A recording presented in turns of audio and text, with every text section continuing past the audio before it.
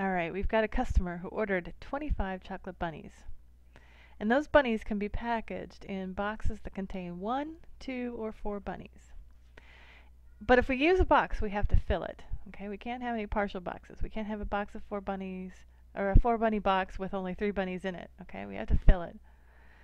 And the question asked how many different combinations of boxes can be used to package the customer's 25 chocolate bunnies. All right, well, sometimes if you just go and start listing the possibilities systematically, sometimes you see a pattern develop, and that's what I'm going to do here. I'm just going to start looking at the possibilities systematically, and I'm going to create a little table. We can package the bunnies in boxes of 4, boxes of 2, or boxes of 1. All right, so that's my table. So I'm going to start listing out the possibilities. Okay. Well, if we wanted to have the fewest boxes possible, we put as many as we can in boxes of 4. And 6 boxes of 4 would give us 24 bunnies, and then we'd have 1 bunny left over, and we'd have to put that in a box of 1, right? We can't put it in a box of 2. So we'd have no boxes of 2. All right? So if we look at that case, the case where we have 6 boxes of 4, there's really only one possibility, right? So let's look at next the case where we have 5 boxes of 4. Now, if we have 5 boxes of 4, that's 20, and we'll have 5 left over. So we could just put them all in single boxes, right? Or we could have 1 box of 2, and then 3 left over, 3 singles. Or we could have 2 boxes of 2, and then 1 left over. Okay, so those are all our possibilities for the case where we have 5 boxes of 4. All right, so let's keep going here. I'm going to scroll down a bit.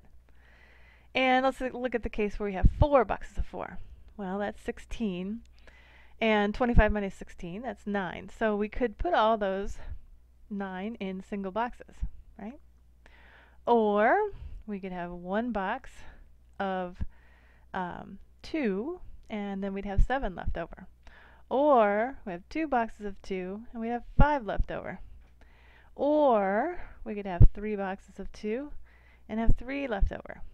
Or we could have 4 boxes, 4 boxes of 2 and then 1 left over, right?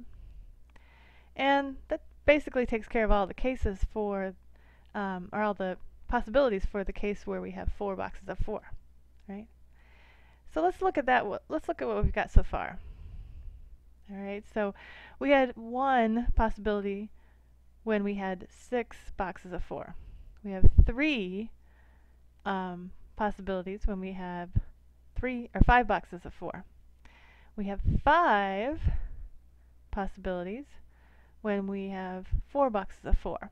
And you can see that it's kind of determined by the, here we have, we can have 4 boxes of 4 with 0, 1, 2, 3, or 4 boxes of 2.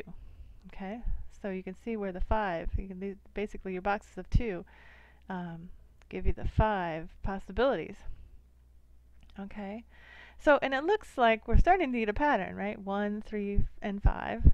2 more each time. So it's just the odd numbers. And it makes sense because every time we add 1 more box of, let me scroll down here.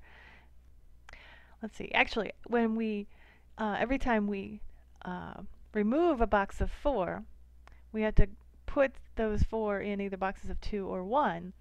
So the maximum number of boxes of 2 increases by 2 each time. You see how we had no boxes of 2, and then our maximum number of boxes of 2 for the case with 5 boxes of 4 is 2, and then we had, for a case with 4 boxes of 4, our maximum number of boxes of 2 is 4. Okay, so you see how they're going up by 2, and that's why we're getting these numbers differing by 2, right?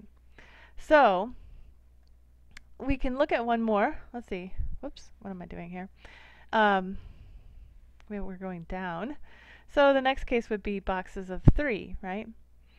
And boxes of 3. 3 boxes of 4 is what I meant. All right, so that'd be 12 bunnies, all right? 13 left over. So we could start with 0 boxes of 2. We'd have 1 box of 2, 2 boxes of 2, 3, 4, 5. And in this case, now we've taken away 1 box of 4. So the maximum number of boxes of 2 is 6. Okay, you see that? So in that case, we have 3 boxes of 4, which is 12, and then we have 6 boxes of 2, which is another 12, and then we have 1 left over in a single. Okay, so you see how then we're counting from 0 to 6, so that's 7, right? So you can see we're just getting the odd numbers. All right, so let's shorten up our work here. If we have 2 boxes of 4, then we will have between 0 and 8 boxes of 2, okay? And that's going to give us 9 different possibilities. And when we have 1 box of 4, then we would have between 0 and 10 boxes of 2, and that's going to give us 11 possibilities, right? And we could have then finally 0 boxes of 4, and then we'd have between 0 and 12 boxes of 2, okay? So that's going to give us a 13. All right. So basically we're just summing up the odd numbers, okay? And for the case where we have 25 chocolate bunnies, we're adding up these essentially 7 cases. You know, we have cases where we have 6, 5, 4, 3, 2, and 1 box of 4. Oh, and 0 boxes of 4. Okay, so that's 7 cases. So we're just adding up the first 7 odd numbers. Okay. Now there's a fact that is really interesting about the sum of odd numbers, and that is that the sum of any consecutive odd numbers, starting with 1, gives you a square. Okay, so you can see 1 plus 3, the first 2 odd numbers, gives you 4, which is 2 squared. 1 plus 3 plus 5 gives you 9. Sum of the 3 first odd numbers gives you 3 squared, right? So the sum of the first 7 odd numbers gives you 7 squared, okay, which is 49. Which is kind of a cool little fact. Or you could add it, it's an arithmetic sequence as well, with a common difference of 2, okay, right, because we're just adding 2 each time.